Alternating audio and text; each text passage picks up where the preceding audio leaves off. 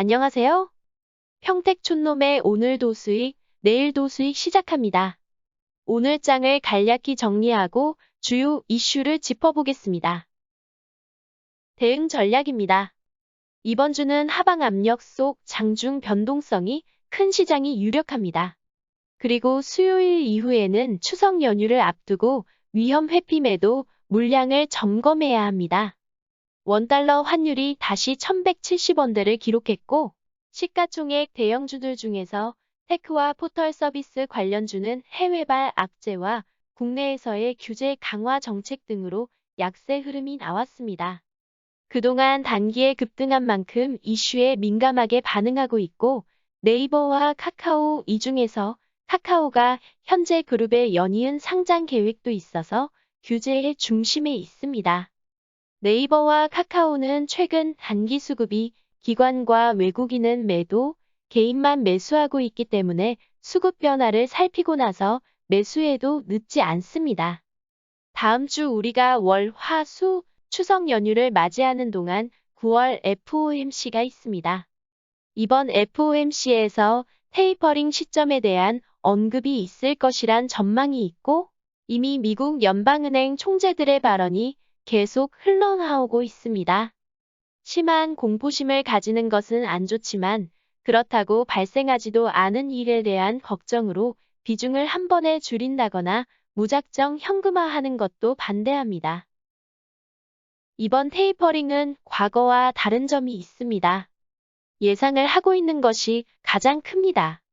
뉴스에 나오는 2013년 사례는 예상치 못한 변수에서 발생한 것이고, 이번에는 이미 시점에 대해서 널리 퍼져 있고 계획도 알려져 있습니다. 따라서 심리적으로 연휴에 대한 부담이 큰 시청자가 있다면 다음과 같은 전략을 제안합니다. 수익권에 있는 종목을 주 후반 일부 또는 전부 매도하고, 다음 주 연휴 이후 보유 현금을 이용하여 신규로 다른 종목을 매수하거나 손실 중인 종목을 추가 매수하여 평균 단가를 낮추는 전략입니다. 오늘의 주요 이슈입니다.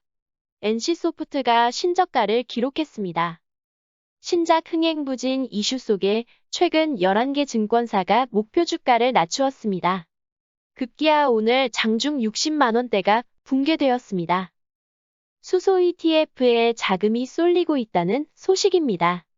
서울경제신문의 보도에 의하면 올해에만 4조 원이 몰리며 ETF 시장 성장을 이끈 테마형 ETF 시장에서 KB스타 수소경제 ETF보다 많은 자금이 몰린 것은 전기차 2차전지 관련 ETF 4종과 BBIG ETF뿐이라고 합니다.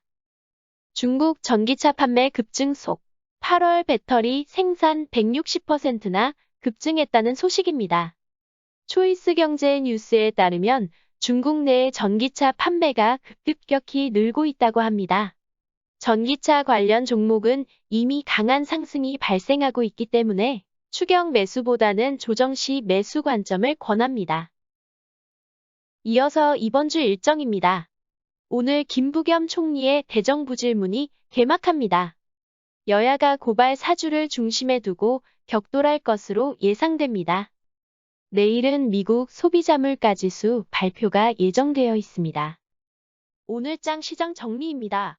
한국 증시는 추석 연휴를 앞두고 관망세가 짙은 가운데 중국의 석탄 가격 급등에 따른 석유화학 섹터와 국제유가 강세 영향으로 정유, LPG 섹터의 강세 등 보합권 속에서 개별 이슈에 따라 등락하는 흐름을 보였습니다. 시가총액에 따른 구분으로 살펴보면 기관과 외국인의 매수 유입이 있었던 대형주와 중형주의 흐름이 좋았습니다. 업종별로 살펴보면 전체 22개 업종 중에서 7개가 상승했고 15개 업종이 하락하며 부진했습니다. 포스코, 고려제강 등 철강 주요 종목이 상승하며 철강금속 업종이 가장 강했습니다. 그리고 추석 이후 국내 도시가스 가격 인상 검토 뉴스에 전기가스업이 상승했습니다. 종목의 등락 분포 살펴보겠습니다.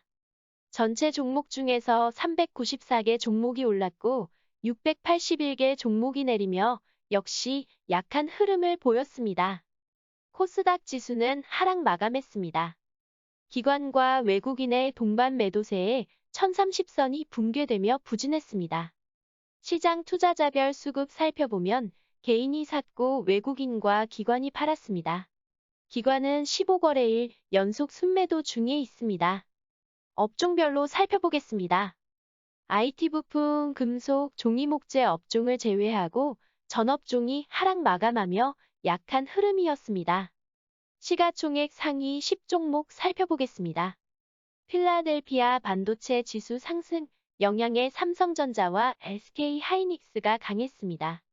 반대로 카카오가 규제 리스크의 영향을 받으며 하락폭이 컸습니다. 원달러 환율은 2.55원 오른 1175.9원에 마감했습니다. 지금까지 오늘 도수익, 내일 도수익 시간이었습니다. 감사합니다.